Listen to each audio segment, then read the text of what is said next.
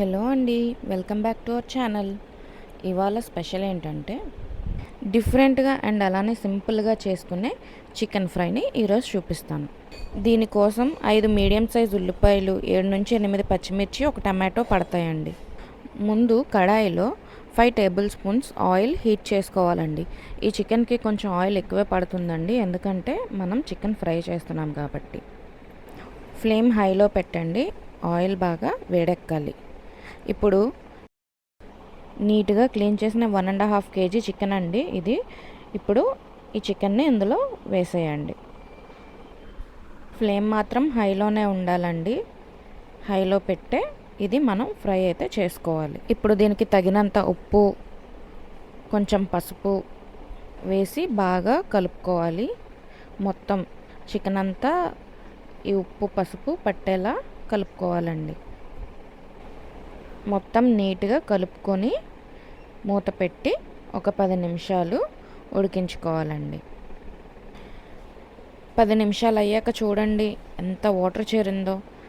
ఎందుకంటే ఉప్పు వేసాం కాబట్టి వాటర్ అయితే చాలా వరకు చేరుతుందండి. ఈ వాటర్ అంతా పోయే వరకు మనమైతే ఈ చికెన్ని ఫ్రై చేసుకోవాలి. ఇది ఉల్లిపాయ, పచ్చిమిర్చి, టమాటోని కొంచెం బరకగా మిక్సీ వేసుకొని ఉంచండి. మనకి చికెన్ అయితే ఇలా 70% వరకు ఉడికిపోవాలండి ఈ ఆయిల్లోనే. అప్పుడు మళ్ళీ మూత పెట్టి కాసేపు అయ్యాక అందులో మనం ఇందాక పక్కన పెట్టుకున్న మసాలాని యాడ్ చేసుకోవాలి. చాలా సింపుల్ చికెన్ అండి, దీనికి పెద్దగా కష్టపడనక్కర్లేదు, ఈజీగా అయిపోతుంది. బ్యాచిలర్స్ కూడా హ్యాపీగా చేసుకోవచ్చు అన్నమాట. ఇప్పుడు మసాలా వేస్తాం కదండి. ఇప్పుడు ఇందులో 1 టేబుల్ స్పూన్ వరకు అల్లం వెల్లుల్లి పేస్ట్ వేసుకోవాలి. ఒక 3 టేబుల్ స్పూన్ల కారం, అలానే 1 టేబుల్ స్పూన్ చికెన్ మసాలా కూడా వేసేయాలండి. ఇప్పుడు అన్నీ వేసాక నీట్గా మొత్తం మసాలా అంతా పట్టేలాగా కలుపుకోవాలండి. ఇంకా ఈ చికెన్కి అయితే ఇంకేం వేయక్కర్లేదండి, ఇంతే. చాలా సింపుల్గా, చాలా తక్కువ ఇంగ్రీడియంట్స్తో మనం ఈ చికెన్ అయితే చేసుకోవచ్చు.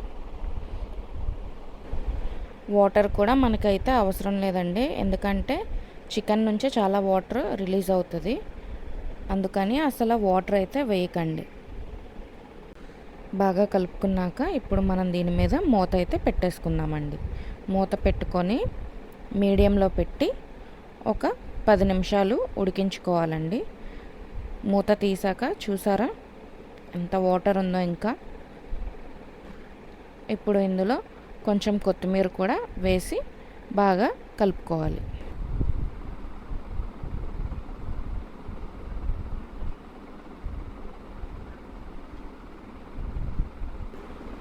మొత్తం వేసాక నీట్గా కలుపుకోవాలండి. వాటర్ అయితే చాలా ఉందండి. ఇప్పుడు ఈ వాటర్ అంతా ఆవిరైపోవాలి, అంటే కూర అంతా దగ్గర పడే వరకు మనమైతే దీన్ని ఫ్రై చేసుకోవాలి. ఈ వాటర్ అంతా ఇంకిపోయి కూర దగ్గర పడడానికి ఇంకొక 10 నిమిషాలు అయితే పడుతుందండి. ఇప్పుడు హై ఫ్లేమ్లో పెట్టుకొని మనమైతే కూరని ఫ్రై చేసుకోవాలి. ఇంతేనండి, కూర అయితే దగ్గర పడిపోయింది. ఇంకా స్టవ్ ఆఫ్ చేసుకొని మనమైతే సర్వ్ చేసుకోవచ్చు. ఈ ఫ్రై రైస్లోకి, రోటీలోకి, దేంట్లోకైనా చాలా బాగుంటుందండి. ఒకసారి ట్రై చేసి చూడండి, మీకే అర్థమవుతుంది. చాలా అంటే చాలా బాగుంటుందండి. ఒకసారి ట్రై చేయండి. మీకు కానీ ఈ వీడియో నచ్చినట్టయితే లైక్ చేయండి, షేర్ చేయండి, అలానే సబ్స్క్రైబ్ చేసుకోండి. పక్కనున్న బెల్ ఐకాన్ని క్లిక్ చేయండి, మా నోటిఫికేషన్స్ అన్నీ మీకు వస్తాయి.